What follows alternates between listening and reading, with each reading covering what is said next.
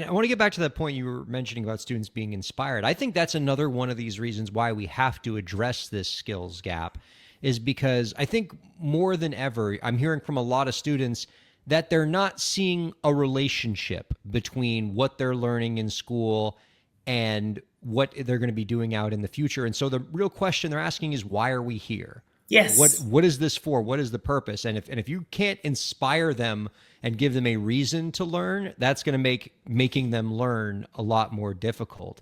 And so, I mean, would you sort of agree with that assessment that part of what we're trying to do is ascribe to these students a purpose for why they're sitting in this school by showing them a direct line between what they're doing in school versus what they're going to be doing out in the workforce? Without question. I mean, the biggest issue, especially in K-12, is relevance. Hmm. Why am I learning trig? Where does this come in handy? Why am I learning about the periodic table? Like, I don't understand. My parents don't need it and they're making money. Like, the connection just isn't there.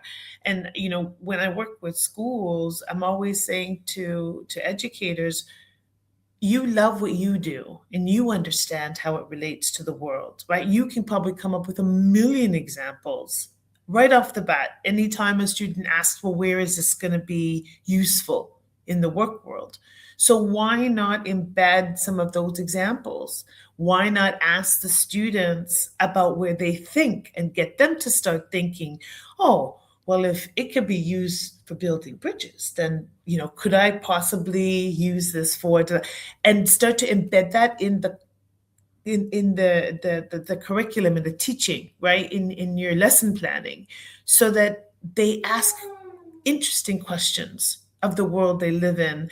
And when they're studying that one element that they absolutely love, they might actually come over to you in a break and say, hey, miss, that was really interesting. And I was just thinking, because you said we could do this and this and this with it, do you think we could also do this, this, and this?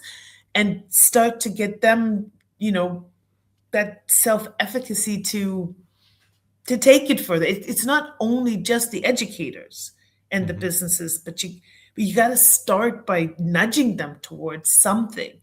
And so many young people feel lost, that this is a really lovely way to bring engagement in the classroom and start to open that question about what's next.